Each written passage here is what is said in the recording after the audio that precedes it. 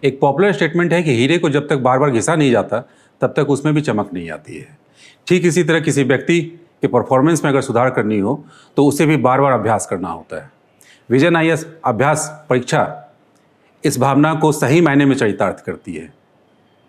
आज के इस स्पेशल सेशन में हम लोग इसी के संदर्भ में बात करेंगे और इस बातचीत के लिए हमारे साथ हैं विजन आईएएस के सीनियर फैकल्टी सुनील सर। आपका स्वागत है सर। धन्यवाद सर। जैसा कि हम सब लोग जानते हैं कि यूपीएससी प्रीलिम्स 2024 16 जून 2024 को निर्धारित है, तो ये काफ़ी कम समय बचा है इसमें, जिसमें कि स्टूडेंट अपनी अंतिम तैयारी को कर रहे होंगे, जो कि काफ़ी क्रूशियल होगा उनके लिए। और इसी फेज में उनके समक्ष जो है काफ़ी चैलेंजेस भी आएंगे। क्या सर इसके बारे में कुछ हमें बताना चाहेंगे, जैसे कि टाइम मैनेजमेंट के बारे में उन्हें क्या करना चाहिए, जो एक आम समस्या बच्चों की रहती है, उसके साथ साथ रिवीजन के लिए, मल्टीपल रिवीजन के लिए उन्हें क्या करना चाहिए, और उसके बाद उन्हें जो कुछ स्पेसिफिक समस्याएं आती है जैसे करंट अफेयर और स्टैटिक पोर्शन में कैसे ऊपर प्रायोरिटाइज करें वो, तो इस संदर्भ में सर कुछ बताएं। जी बिल्कुल ठीक बात है। 2-3 बातें यहाँ पर जो आपने कहीं संदर्भित की उसको ध्यान रखने योग्य है। पहला तो हमें ये देखना होगा कि ये जो समय है, ये जो अगले करीब 60 दिन के आसपास अब उनके पास बचे हैं, ये बहुत निर्णायक इसलिए है क्योंकि इन दिनों में वो कैसा परफॉर्म करेंगे उससे काफ़ी हद तक निर्धारित होगा उन्होंने पिछले वर्ष में या गए वर्षों में क्या तैयारी की है। तो रिवीजन एक बहुत महत्वपूर्ण पहलू होता है, क्योंकि अगर आप यूपीएससी प्रीलिम्स का पेपर देखें तो उसमें 2 तरह की चीज़ें होती हैं। एक तो होता है कि आपसे कुछ प्रश्न पूछे गए, सहज प्रश्न है, और एक रिलेशनल एस्पेक्ट ज़्यादा होता है कि आपको कुछ जानकारी है, उस जानकारी का अनुप्रयोग कितना कर पा रहे हैं। और कहा भी जाता है रिवीजन उसके लिए सबसे महत्वपूर्ण है। इवन ब्रूस ली का एक बहुत फेमस कोट भी है कि मुझे उस 10,000 मूव से डर नहीं लगता जो तुमने एक बार किया है, मुझे उस एक मूव से डर लगता है जो 10,000 बार किया गया हो। जी सर। रिवीजन का होता है कि जब भी आप कोई चीज़ पढ़ते हो तो पहली बार आपको उससे सिर्फ जानकारी होती है, दूसरी बार आप उसके छोटे छोटे बिंदुओं को जोड़ पाते हो, तीसरी बार के बाद आप उसके विभिन्न पहलुओं को देख पाते हो या उसका अनुप्रयोग कर पाते हो। इसलिए हर शिक्षक आपसे कहता है, हर सेलेक्टेड कैंडिडेट आपसे कहता है कि कम से कम 3 से 4 रिवीजन होना चाहिए। जहाँ तक प्रीलिम्स की परीक्षा का सवाल है, उसमें एक ये भी दिखता है कि वो एक हिस्सा स्टैटिक है और एक हिस्सा आप जिसको करंट अफेयर्स कहते हो। मैं यहाँ पे कहूँगा कि अब पिछले कुछ वर्षों में एक नई रणनीति यूपीएससी में दिखाई पड़ती जो बिल्कुल स्वागत योग्य है कि वो पूरे स्टैटिक या पूरे करंट अफेयर्स क्वेश्चन नहीं पूछते। होता क्या है कि करंट अफेयर में कोई घटना हुई है, उसके बैकग्राउंड में जा रहे हैं, उससे जुड़ी हुई चीज़ों को देख रहे हो। जैसे उदाहरण के लिए बात करूँ कि भी मान लीजिए बड़ी घटना है कि जो सुखोई है, या अगर आप देखें कि पीछे कुछ दिनों में बोइंग अभी मान लीजिए इंडिया आया है। अब बोइंग इंडिया आया तो बोइंग के इंडिया आने की वजह से स्पेस सेक्टर में बहुत सारा मूवमेंट है, और आप देख रहे हो स्पेस सेक्टर में 100% एफडीआई ले आया है। तो अब वो क्या करेंगे, इसको ले जाएंगे कहीं पर, क्योंकि आप देख रहे हो पीछे जो है वो कोशिश कर रहे हैं कि बोइंग वाले लोगों में जागरूकता लाने के लिए, महिला पायलट्स को प्रोत्साहन करने के लिए, तो हो सकता है सवालों को वहाँ जोड़ दें। ये तब समझ में आता है जब आपके पास स्टैटिक पोर्शन की ठीक जानकारी हो और उसके बाद आपने उसका कम से कम 3 बार रिवीजन किया हो। इसीलिए मेरी सबसे सलाह ये होगी कि अब ये समय है कि अपने नोट्स स्रोतों को कंसोलिडेट करें। इधर उधर भागना कि हाँ ये भी पढ़ लें, ये भी पढ़ लें, इसको भी कर लें, इसको भी कर लें, ये अप्रासंगिक है। जो भी आपके पास नोट्स हैं, और अगर किसी के बहुत सारे कॉम्प्रिहेंसिव नोट्स नहीं भी बने हैं तो भी आप एनसीईआरटी को स्टैटिक पोर्शन के लिए आधार बनाइए, क्योंकि एनसीईआरटी अपने आप में, मैं एनसीईआरटी के बारे में हमेशा कहता हूँ कि एनसीईआरटी भले बच्चों के लिए लिखी गई हो पर बच्चों द्वारा नहीं लिखी गई है। वो शायद अपने क्षेत्र के महारथी हैं और उन्होंने लिखते समय उन छोटी छोटी बातों का ध्यान रखा है। तो अगर आप एनसीईआरटी को भी समग्रता से देखेंगे तो आपको बहुत कुछ पता चलता है। तो ये इसमें कहीं दो मत नहीं कि रिवीजन इस समय सबसे पहली प्राथमिकता होनी चाहिए। अच्छा, रिवीजन में भी 2 बातें हैं। एक होता है कि आप चीज़ें से पढ़ लेते हो फिर दोबारा पढ़ लेते हो, वो रिवीजन नहीं है। रिवीजन ये कि दूसरी बार भी शुरू से ही पढ़ना। जैसे कि आप पहली बार पढ़ रहे हो तो आपने कोई चीज़ पढ़ी, फिर उसको बंद करिए, रिवाइज करिए और फिर उस पर प्रश्न करके देखिए कि आपसे प्रश्न हो रहे हैं कि नहीं। अगर प्रश्न हो रहे हैं तब आप जानिए, क्योंकि कई बार आप पढ़ते समय कुछ चीज़ों को अनदेखी करते रहते हो, आपको नहीं लगता कि महत्वपूर्ण है। जब उस पर देखते हो प्रश्न पूछे गए हैं तब आपको लगता है हाँ ये भी महत्वपूर्ण है, इस पर भी ध्यान रखना चाहिए था। तो रिवीजन अब से लेकर किसने अगले 50-60 दिन बढ़िया से रिवीजन कर लिया, वो एक बहुत निर्णायक घटक होगा। और उसमें आप प्रश्नों को हल करेंगे जितना, उतना आपको बेहतर समझ में आएगा क्या किया जाना चाहिए, कैसे किया जाना चाहिए, कहाँ मुझसे गलतियाँ हो सकती हैं। एक और बात भी है जो हमें यहाँ ध्यान रखनी चाहिए प्रश्न करते समय, ये भी जानिए कि कौन से ऐसे सेक्टर्स हैं, कौन से ऐसे टॉपिक्स हैं जहाँ पे आपके प्रश्न ठीक हो रहे हैं। हर बॉल पे 6 नहीं मारा जाता। आप हर प्रश्न को अटैम्प्ट करने को चलिएगा तो नेगेटिव मार्किंग की समस्या आएगी। इसलिए आपको ये भी समझना होगा रिवीजन करते समय कि हम किन सेक्टर्स में, किन टॉपिक्स में ठीक हैं, कहाँ पर मेरा अपना समझ काम कर रहा है और कहाँ पे मुझसे ज़्यादा गलतियाँ हो रही। तो रिवीजन के 2 मोटे मोटे आयाम हो गए। एक तो ये कि अपने हिस्से को पढ़िए, जो अपने नोट्स बनाए, नोट्स नहीं एनसीईआरटी को आधार बनाइए, और दूसरा हिस्सा ये कि आप उस पर आधारित प्रश्नों को करिए। फिर तीसरी बात जो आपने कही कि उसको करंट अफेयर्स से जोड़ना बहुत ज़रूरी है, क्योंकि आप जितने भी क्वेश्चन हैं अगर आप देखें तो 50 से 60% क्वेश्चन कहीं ना कहीं करंट अफेयर्स के इर्द गिर्द घूमते हैं। हो सकता है वो current affair as it is ना पूछ रहे हो, उस पर आधारित चीज़ें पूछ रहे हो। हो सकता है कि वो सीधे सीधे करंट अफेयर्स के बारे में पूछे। बहुत सारी बात, जैसे प्रधानमंत्री जनमन है, उसकी प्रासंगिकता समझिए कि आजकल जनजातीय समूह की इतनी बात होती है तो उस पर प्रश्न बनना लाजमी है। तो इस तरह से आपको धीरे धीरे अनुमान लगता है जब आप रिवीजन करोगे। जहाँ तक बात टाइम मैनेजमेंट की है, हाँ ये थोड़ा सा समझना ज़रूरी है, क्योंकि टाइम मैनेजमेंट में आपको ये देखना होगा कि कितना आपका हिस्सा हो चुका है, कितना बाकी है। मैं फिर भी कहूँगा कि आपके पास जो भी समय उपलब्ध है उसका आधा समय रिवीजन के रखिए और आधे समय में अपनी चीज़ों को कंसोलिडेट करने की कोशिश करिए। एक चीज़ मैं ज़रूर यहाँ पे टाइम मैनेजमेंट में ऐड करना चाहूँगा, जो एक व्यवहारिक समस्या है कि कई लोगों की बायोलॉजिकल क्लॉक थोड़ी डिस्टर्ब हो जाती है। ऐसा देखा गया है कि सीसैट वाले टाइम में बहुत बच्चे सो रहे होते हैं एग्जामिनेशन परिसर में, क्योंकि इससे पहले आदत रही होती है 2:30 से 4:30 के बीच में खाना खा के सोने की। उसको ठीक करना होगा। वो बायोलॉजिकल क्लॉक अगर ठीक होती है तो आप देखेंगे उस समय आप पूरा फोकस्ड रहेंगे। तो मेरी एक सलाह ये भी रहेगी कि वो 1 महीने पहले से कोशिश करें कुर्सी मेज पे बैठें 9:30 से 11:30 वो, और उसके अलावा 2:30 से 4:30 जो पेपर का टाइम है वहाँ कुर्सी मेज पे बैठ के क्वेश्चंस पेपर लगाएं, सॉल्व करें, तो ज़्यादा वो उससे लाभान्वित होंगे। आपने एक सवाल उसमें एंग्जायटी और स्ट्रेस मैनेजमेंट का भी कहा। देखिए स्ट्रेस स्वाभाविक है, इतना बड़ा इम्तिहान है, ये कहना कि स्ट्रेस नहीं आएगा तो फिर कुछ गड़बड़ है। थोड़ा बहुत होना चाहिए, लेकिन हाँ हमें ये समझना चाहिए कि वो स्ट्रेस एक सीमा के ऊपर ना जाए, और वो तब होता है जब आपको थोड़ा सा अपने ऊपर विश्वास रखना, क्योंकि वैसे भी उस दिन क्या होगा इसमें बहुत सारे घटक निर्धारित होते हैं। स्ट्रेस तब आता है जब हम पहले से परिणाम पे सोचने लगते हैं। अब जैसे मान लीजिए आपको कहीं 500 किलोमीटर जाना है और आप पहले ही सोच लेंगे वहाँ पहुँच पाऊँगा कि नहीं पहुँच पाऊँगा, तो स्ट्रेस आएगा। अभी फ़िलहाल ये देखते हैं कि ये जो 1 किलोमीटर का रास्ता ही चल रहा है कि नहीं, फिर अगला 1 किलोमीटर, फिर अगला 1 किलोमीटर, फिर अगला 1 किलोमीटर। प्रोसेस पे ध्यान दीजिए। अगर आप प्रोसेस पे ध्यान देंगे कि हम प्रोसेस सही फॉलो कर रहे हैं नहीं, तब स्ट्रेस नहीं आता। जब आप प्रोडक्ट पे सोचने लगते हैं, रिजल्ट पे सोचने लगते हैं, तब स्ट्रेस आता है। तो स्ट्रेस से बचने का सलाह यही है कि आप प्रोसेस पे ध्यान दीजिए। भाई आप रिवीजन कर रहे हैं, आप करंट अफेयर्स देख रहे हैं, आप क्वेश्चंस कर रहे हैं, तो ना होने का कोई कारण तो है नहीं। तो लेकिन हाँ थोड़ा बहुत स्ट्रेस रहेगा और वो बहुत स्वाभाविक है, उसमें कुछ गड़बड़ नहीं है। ठीक है सर जी, आपने काफ़ी विस्तार से बताया इन पक्षों को कि कैसे इस टाइम को यूटिलाइज कर सकते हैं और अपनी तैयारी को आगे बढ़ा सकते हैं। सर हमने देखा है कि यूपीएससी की जर्नी में प्रैक्टिस और परफॉर्मेंस एनालिसिस काफ़ी इंपॉर्टेंट है, जिसके लिए विजन आईएएस की जो ये इनिशिएटिव है अभ्यास प्रीलिम्स 2024, इसके बारे में सर थोड़ा सा कुछ हमें बताएं। और एक बात मैं यहाँ पे ऐड करना चाहूँगा कि इसको यूपीएससी प्रीलिम्स 2024 को देखते हुए कैसे इसे इंटीग्रेट करें अभ्यास प्रीलिम्स 2024 को, जिससे कि वो मैक्सिमम लाभ ले पाएँ। बिल्कुल, जैसे अभी मैं आपसे पीछे कह रहा था कि रिवीजन बहुत महत्वपूर्ण है। अब रिवीजन में भी एक चीज़ बहुत जानना ज़रूरी है कि बाकी के लोग कैसा कर रहे हैं, क्योंकि कंपटीशन है।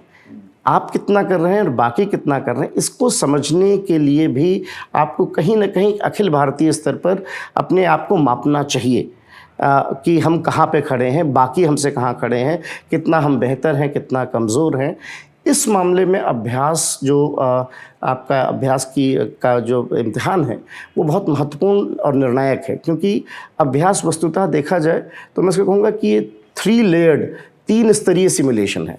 एक तो पहला सिमुलेशन इस बात का है कि आप 100 से अधिक शहरों में जो बहुत अच्छे विद्यार्थी हैं वो अपने नज़दीक सेंटर में जाके इम्तिहान देते हैं। पिछले वर्षों का अगर आप रिकॉर्ड देखें तो ऐसा दिखा है कि औसतन 33% से 35% के आसपास बच्चे अभ्यास दे रहे थे जिनका सिलेक्शन हुआ है, अगर हम टॉप 50 में बात करें तो ये साफ साफ बताता है, क्योंकि जब आप उसी माहौल में एग्जामिनेशन हॉल में, जैसे मैंने आपको बताया ना कि आपको बायोलॉजिकल क्लॉक भी समझनी होगी, तो आप 9:30 से 11:30 बैठ रहे हैं, 2:30 से 4:30 बैठ रहे हैं, कॉम्पिटिटर्स आपके आसपास में, और लगभग हर सीरियस कैंडिडेट कहीं ना कहीं इससे जुड़ रहा है, तो जाहिर सी बात है आपको अखिल भारतीय स्तर पर अपनी स्थिति कहाँ है वो समझ में आती है।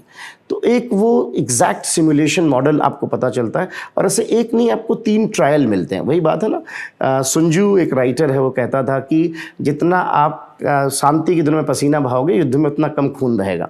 तो कोशिश यही है कि बिल्कुल उसी मॉडल में, उसी एग्जामिनेशन प्रक्रिया के तरीके से आप इसमें हिस्सा लेते हैं। एक सिमुलेशन तो टोपोग्राफिकल हो गया फिर, कि बिल्कुल वैसा ही अलग अलग केंद्र हैं, वैसे ही विद्यार्थी बैठते हैं, पूरा एकदम एग्ज़ाम का माहौल है। एक दूसरा सिमुलेशन भी जिसमें मैं ध्यान लेना चाहूँगा कि अभ्यास का जो प्रश्न बनाए जाते हैं वो काफ़ी रिसर्च ओरिएंटेड है। उसमें समझ में आता है कि जो यूपीएससी के प्रश्न पूछने की शैली है, कि किस तरह से प्रश्न होने चाहिए, उसमें प्रश्नों की प्रासंगिकता कैसी होनी चाहिए, उसका खासा ख्याल रखा जाता है। यही कारण है कि महज संयोग नहीं है कि आप देखोगे विगत वर्षों में भी तो आपको अभ्यास में पूछे गए प्रश्न और यूपीएससी में पूछे गए प्रश्नों के कंटेंट में काफ़ी समानता मिलेगी। ज़रूरी नहीं कि प्रश्न अक्षरशः हो, बट कंटेंट में समानता मिलती है। तो वो भी एक सिमुलेशन है जिसको आपको ध्यान देना चाहिए। अब आपने पूछा इससे लाभान्वित कैसे हों। आप अभ्यास दीजिए, देखिए कहाँ कहाँ आपने गलतियाँ की, क्या ज़्यादा नेगेटिव हुआ, या कुछ ऐसे सेक्टर्स थे जिसमें आप कर सकते थे आपने नहीं किया, और अखिल भारतीय स्तर पर आपकी रैंक कहाँ आती है। प्लस आप ये भी तुलना करें थोड़ी कि जो प्रश्न पूछे गए थे उन प्रश्नों से आप कितना परिचित थे। न सिर्फ ये देखें कि जो आंसर था वो क्या, बल्कि उसके जो विभिन्न आयाम थे कि बाकी की चीज़ें क्या रखी गई थी, वो क्या है, और वो सबका एक्सप्लेनेशन आपको मिलता है, तो वो एक्सप्लेनेशन बहुत सहयोगी हो जाता है।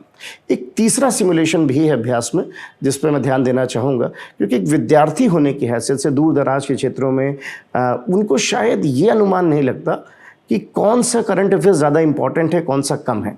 अभ्यास में 3 पेपर के माध्यम से लगभग हर महत्वपूर्ण करंट अफेयर, क्योंकि करंट अफेयर कौन सा महत्वपूर्ण है उसकी कुछ क्वालिफिकेशंस हैं, जैसे कि वो पूरे भारतीय स्तर पर प्रभावित करना चाहिए या वैश्विक स्तर पर उसका कुछ प्रभाव होता है, कुछ सकारात्मक है। अब जैसे उदाहरण से ले बात करूँ, आजकल फॉरेक्स रिजर्व, हर देश जो है सोना खरीद रहा है। अब ये बड़ी घटना है। ऐसा लग रहा है कि जो एक पिछले 50-60 साल से चली आ रही परंपरा थी डॉलर के प्रभुत्व को, उसको चुनौती दी जा रही है। अब इस पर ये करंट अफेयर्स है, अब इसमें कैसे बन सकता था, क्या आयाम बन सकता था, शायद एक विद्यार्थी कई बार इसको ओवरलुक कर जाए। या भी आपने देखा WTO में ITA में मीटिंग हुई ITO को लेकर, सेमीकंडक्टर्स वाले इशू पर। हो सकता है विद्यार्थी इसको नज़रअंदाज कर जाए कि हाँ इतना इंपॉर्टेंट नहीं है, लेकिन उसका अपनी प्रासंगिकता है, क्योंकि पूरी दुनिया क्रिटिकल मिनरल्स की एक लड़ाई से जूझ रही है। अभ्यास में इस बात का भी खासा ख्याल रखा जाता है कि जो करंट अफेयर्स हैं वो इससे ऐसे जो भी प्रासंगिक करंट अफेयर्स हैं वो पूछ लिए जाए। तो भले आपका अभ्यास में गलत हो भी जाएगा वो, पर अगर आपने उसके एक्सप्लेनेशंस को देख लिया तो इम्तिहान में गलत करने की संभावना कम हो जाती है। तो इन 3 कारणों से मैं अभ्यास को बहुत प्रासंगिक कहता हूँ। एक तो टोपोग्राफिकल सिमुलेशन है कि आप बिल्कुल इम्तिहान की तरीके से बैठते हैं, सेंटर अलॉट होता है, और जो भी स्ट्रेस हो सकते हैं, जो भी गलतियाँ हो सकती हैं, आप उससे परिचित होते हैं।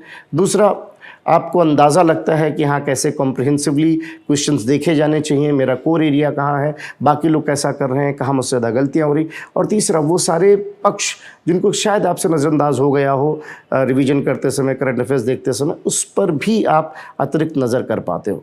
और इसीलिए शायद यही कारण है कि अभ्यास पिछले विगत वर्षों में आप देखो तो विद्यार्थियों की एक प्राकृतिक पसंद बन गया है। लगभग हर विद्यार्थी जो सीरियस कैंडिडेट है वो इसमें हिस्सा ले रहा है। जी सर, अभ्यास के बारे में जो है काफ़ी जानकारी हमें आपसे मिली सर इस बातचीत में। तो अभ्यास के साथ साथ हमने देखा अभ्यास के सारे पक्षों को आपने बताया, लेकिन अभ्यास के साथ साथ आप अपने विषय यानी कि अर्थव्यवस्था के बारे में कुछ क्या टिप्स देना चाहेंगे स्टूडेंट को, कि जिससे कि वो अभ्यास में भी और आगे यूपीएससी में भी अधिक से अधिक लाभ उठा पाए, और इकोनॉमिक्स में कौन से ऐसे सेक्टर या कौन से ऐसे टॉपिक या सब टॉपिक हैं जो काफ़ी संभावना है उसके पूछे जाने के, सर उनके बारे में देखिए, यहीं पे मैं थोड़ा सा एक बात कहना चाहूँगा कि पहले तो विद्यार्थियों को ये समझना ज़रूरी है कि इकोनॉमिक्स को लेकर 2-3 भ्रांतियाँ हैं। उन पे अगर मैं बात करूँ, पहले तो हम भारतीय अर्थव्यवस्था पे प्रश्न पूछती है यूपीएससी, ऐसा नहीं कि अर्थशास्त्र विषय को पूछ रही होती। तो एक बड़ी भ्रांति ये होती कि लोग जो है बॉन्ड यील्ड और इस तरह के जो जिसको आप कहते हो ना कि थ्योरेटिकल पार्ट्स हैं, मैं तो कई बार मजाक में क्लासेस में भी कहता हूँ कि लोग जितना यूपीएससी के विद्यार्थी बॉन्ड यील्ड को सोचते हैं, उतना तो आरबीआई भी नहीं सोचती होगी। आपको ये समझना बहुत ज़रूरी है कि भारतीय अर्थव्यवस्था की बात हो रही है, अर्थशास्त्र के सिद्धांतों की बहुत नहीं। हाँ, सिर्फ एक व्यवहारिक शब्दावली आपको पता होनी चाहिए कि हाँ, जो आम बोलचाल में व्यवहारिक शब्दावली है, कुछ नए शब्द आए हैं, कुछ नई बातें हुई हैं, उनके बारे में आपको ठीक ठीक जानकारी होनी चाहिए। तो अगर इकोनॉमिक्स की बात करें तो 2 भ्रांतियों से आप बचें। पहला, ये अर्थशास्त्र विषय नहीं है, और आपसे उम्मीद नहीं की जाती कि अर्थशास्त्र के बहुत सिद्धांत और बहुत सारी गहराई में आप जाएं। वो भारतीय अर्थव्यवस्था के और वैश्विक अर्थव्यवस्था के बारे में आपकी जागरूकता देखना चाहते हैं। एक तो ये, दूसरा ये कि ये आंकड़े नहीं हैं। ज़्यादातर लोग सोचते हैं इकोनॉमिक्स का मतलब आंकड़े होता है, आंकड़ों का अनुप्रयोग है। मैं बल्कि विद्यार्थियों से कहूँगा, इसलिए अगर आप पिछले साल के क्वेश्चन करें तो आप देखेंगे कि विगत वर्षों में अगर आप 10 वर्ष का भी आंकड़ा उठाएं तो आपको आंकड़ों पे एक आधा क्वेश्चन दिखाई पड़ेगा, और भी वो आंकड़े जो बहुत महत्वपूर्ण आंकड़े पता होने चाहिए। अब जैसे मौद्रिक नीति समिति सीपीआई का कौन सा बैंडविड्थ इस्तेमाल करती है, बहुत महत्वपूर्ण आंकड़ा है, 5 वर्षों के लिए निर्धारित होता है, ये पता होना चाहिए। पर ये सोचना कि अब आप हर आंकड़े रखते जाएं, हाँ अनुप्रयोग होता है। अब जैसे आप बजट पढ़ते हो तो बजट में भी नहीं कि आप ये याद करो कि आपका 48 लाख करोड़ का बजट है और ये वो, शायद इस वजह से लोगों को इकोनॉमिक्स थोड़ा दुरूह लगता है। तो ये आंकड़े नहीं, आपको उसका अनुप्रयोग आना चाहिए। अगर आप पिछले वर्षों के क्वेश्चन देखें, शब्दावलियाँ आती हैं लगभग आधा हिस्सा, उन शब्दावलियों को ठीक से तैयार करें। जो भी नए शब्द चर्चा में से अभी कुछ दिन पहले माधवीपुरी बुच जो सेबी के अध्यक्षा हैं, उन्होंने मार्केट फ्रॉथिंग की बात करी। अब ये अपने आप में एक नया शब्द है, बहुत चर्चित शब्द है और बड़ा अच्छी बात है, स्वागत योग्य है कि सेबी की प्रमुख आगे आकर इस तरह की बात लोगों से कर रही हैं। तो आप हो सकता है पूछ लें कि भी हाँ मार्केट फ्रॉथ चर्चा में रहा, ऐसा क्या आशय?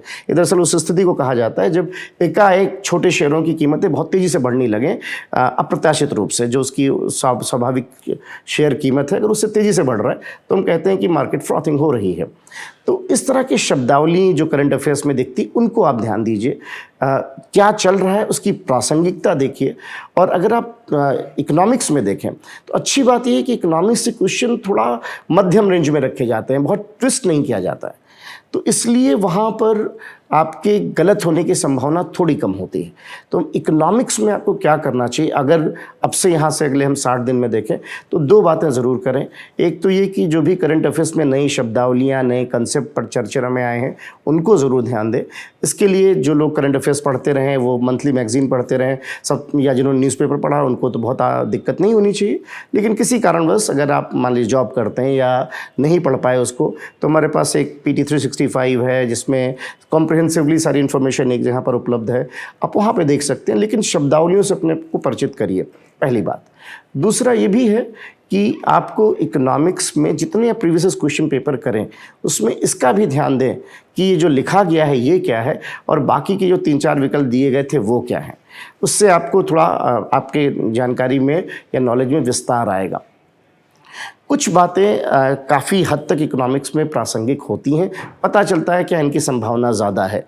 कुछ टॉपिक्स ऐसे हैं जिनमें प्रीलिम्स में ज़्यादा दिखाई पड़ते हैं क्वेश्चन, जैसे कि अगर हम बात करें मौद्रिक नीति है, मुद्रा है, बैंकिंग है, भुगतान संतुलन है, या WTO IMF से जुड़े हुए शब्दावली से। IMF में भी देखिए IMF कोटा रिफॉर्म्स की बड़ी सारी बात हुई है, तो क्या IMF कोटा रिफॉर्म क्या, या भी आप देखिए तुर्की ने या अन्य देशों ने IMF का एक catastrophic containment and relief trust होता है उससे भी कर्ज लिया है। तो इस तरह की शब्दावलियाँ आती हैं। जैसे जब श्रीलंका ने कर्ज लिया था तो उन्होंने पूछा कि ये रैपिड फाइनेंसिंग किससे जुड़ा हुआ है। तो इस तरह के जो IMF हैं, WTO हैं, भुगतान संतुलन है, ये आप ठीक से पढ़ लें। जो आपके राजकोषीय नीति के घटक होते हैं उनके बारे में जानकारी होनी चाहिए। जैसे बजट में बहुत सारी बातें हैं, मैंने भी आपको चिन्हित किया, प्रधानमंत्री जनमन स्कीम है, या अभी लखपति दीदी को लेकर बहुत सारी बातें हो रही हैं, तो कैसे है, या उसको जोड़ते हुए PSL में जाएँ कि प्रायोरिटी सेक्टर लेंडिंग में क्या स्वयं सहायता समूह को प्राथमिकता दी जाती है। ये UPSC का तरीका है। तो वो जब पिछले वर्ष से आप क्वेश्चन करेंगे उसको करंट अफेयर से जोड़ने की कोशिश करेंगे तो ज़्यादा लाभान्वित होंगे। तो मेरा सलाह यही रहेगा कि आप बहुत ज़्यादा अर्थशास्त्र के थ्योरीज़ में जब पढ़ने के बजाय भारतीय अर्थव्यवस्था, और आप स्वयं सोचिए, आप विवेकशील हैं, आप स्वयं सोचिए, क्या ये भारतीय अर्थव्यवस्था को बड़े स्केल पर प्रभावित करता है कि नहीं, क्या ये वैश्विक अर्थव्यवस्था को बड़े स्केल पर प्रभावित करता है कि नहीं। अगर ऐसी कोई खबर दिखती तो निसंदेह वो आपके लिए महत्वपूर्ण है। और शब्दावलियों को स्पष्ट करें, कंसेप्ट्स के अनुप्रयोग पे काम करें। मैं जिन लोगों के पास स्रोत की अनुपलब्धता है उनको ज़रूर कहूँगा कि अगर आपके पास पर्याप्त स्रोत नहीं है तो आप एनसीईआरटी का जो मैक्रो इकोनॉमिक्स है उसको अपना आधार बनाएं। बहुत अच्छे से लिखा गया है, काफ़ी हद तक वो आपके स्टैटिक पोर्शन को कवर करता है। और इसके अलावा करंट अफेयर्स के लिए जो भी स्रोत आप इस्तेमाल करें, PT 365 इस समय दिए गए समय में एक बहुत कॉम्प्रिहेंसिबल सोर्स दिखाई पड़ता है, जिसको आप बहुत अच्छे से एक जगह पे सारी जानकारी पा सकते हो। तो मैं कहूँगा इकोनॉमिक्स में, और यकीन जानिए मेरा अब तक का अनुभव यही है कि इकोनॉमिक्स, कई सारे बच्चे कहते हैं कि सर इकोनॉमिक्स के क्वेश्चन ठीक हुए, क्योंकि जब आपकी समझ है और थोड़ा आप, जो मैं पीछे शुरुआत में कह रहा था कि थोड़े स्ट्रेस में भी रहते हैं तो आप अच्छा परफॉर्म करते हैं। तो ये कुछ ध्यान रखें, अनावश्यक रैट रेस में ना पड़ें कि ये भी रट लेते हैं वो भी रट लेते हैं, ये स्रोत भी वो स्रोत भी। अपने आप को बेसिक रखें, एनसीईआरटी ठीक से कर लें, मैक्रो इकोनॉमिक्स विशेषकर सेमेस्टर साज इसको बोलते हैं, और करंट अफेयर्स को ठीक से करें। तो इकोनॉमिक्स के जो 14, 15, 16 क्वेश्चन, कुछ एक महत्वपूर्ण स्कीम्स जो होती हैं, 7-8 बड़ी स्कीम है, जिसमें से मैंने 2-3 आपको नाम दिए, जैसे प्रधानमंत्री जनमन है, जैसे लखपति दीदी योजना है, या अभी हाल फिलहाल में देखें तो स्पेस रिसर्च के लिए जो नए स्पेस पॉलिसी 2023 है, इन सब पे थोड़ा अतिरिक्त ध्यान दें, क्योंकि जो भी ऐसी पॉलिसी है जो भारत की अर्थव्यवस्था को प्रगति दे सकती है, 5 ट्रिलियन अर्थव्यवस्था बनने में जो भी आवश्यकताएं हैं, अवसंरचना विकास है, इंफ्रास्ट्रक्चर है, कृषि एक बहुत महत्वपूर्ण क्षेत्र है। जैसे मान ले एक उदाहरण के लिए मैं बोलूँ आपसे, अभी एक बड़ी खबर ये इस बीच ही आई कि कोडेक्स एलिमेंटेरिस जो है वो भारत को उसने कहा है कि आप जो मोटा अनाज है उसके मानकीकरण को सुनिश्चित करिए। कोडेक्स एलिमेंटेरिस एक अंतर्राष्ट्रीय संस्था है जो मानकीकरण को सुनिश्चित करती है। अब ये भारत के लिए खाद्य सुरक्षा के लिए भी अच्छा है और भारत की कृषि निर्यात के लिए भी अच्छा है, तो आपको इसके बारे में जानकारी होनी चाहिए। तो इस तरह की 7-8-10 बड़ी स्कीमों के बारे में पूरी जानकारी हो, और शब्दावलियों पर ध्यान दें, करंट अफेयर्स को रिलेशन करें, लिंक करें तो ज़्यादा बेहतर हो, रिवीजन ज़्यादा करें, बार बार कहूँगा। तो ये है कुछ आपको जो इकोनॉमिक्स में ध्यान रखना चाहिए। करंट अफेयर्स, शब्दावली और रिवीजन, जैसा कि आपने बताया इकोनॉमिक्स से रिलेटेड ये जो महत्वपूर्ण प्रश्न होते हैं बच्चों के। लास्ट में मैं यहाँ पे सर जाते जाते, अब हम लोग अंतिम पड़ाव में पहुँच गए अपने बातचीत के, तो लास्ट में मैं आपसे कुछ सुझाव चाहूँगा कि लास्ट मोमेंट में क्या ओवरऑल एक सुझाव देना चाहेंगे आप बच्चों को, या फिर ये मोटिवेशनल मैसेज कुछ अगर देना चाहें तो वो सर। देखिए, 2 बातें हैं मोटिवेशन की। अगर मैं बात करूं तो एक बात तो आपको ये समझना चाहिए कि इम्तिहान है, मैंने आपसे शुरू में कहा थोड़ा स्ट्रेस रहेगा, होना चाहिए। आप हमेशा एक जैसे एक प्लेटफॉर्म पे नहीं रहते हो। हाँ, एक चीज़ ज़रूर है जो आपको ध्यान रखनी चाहिए, अब यहाँ से 5 साल बाद आपके पास 2 विकल्प हैं। या तो आप ये कहेंगे कि मेरे साथ का वो लड़का फला जहाँ IAS है, या हो सकता है कोई और आपके बारे में ये कहे। मेरा आप सबसे सबको सलाह यही है, संदेश बनिए, संदेशवाहक नहीं। Be the message not the messenger. और प्रयास करना पड़ेगा उसके लिए, समझना होगा कि कहाँ हम कमज़ोर हैं, कहाँ हम बेहतर हैं, और कैसे और बेहतर किया जा सकता है। तो बी द मैसेज, मैसेंजर नहीं। यही मैं उनको कहना चाहूँगा, मोटिवेशन अगर आप कहेंगे। और यकीन जानिए ये एक जर्नी है, अगर आपने प्रोसेस को ठीक से रखा है तो निर्णय आते हैं, तो निर्णय आपके पक्ष में आते हैं। जी सर, बहुत बहुत धन्यवाद हमारी बातचीत में शामिल होने के लिए। जी दर्शकों, प्रयास करना पड़ेगा, सुनील सर के शब्दों में हमारा भी मैसेज यही है आपके साथ कि प्रयास करते रहें, सकारात्मक रूप से ऊर्जान्वित होकर, और सफलता प्राप्त होती है। तो विजन IAS की तरफ से आप सभी लोगों को ऑल द बेस्ट, धन्यवाद।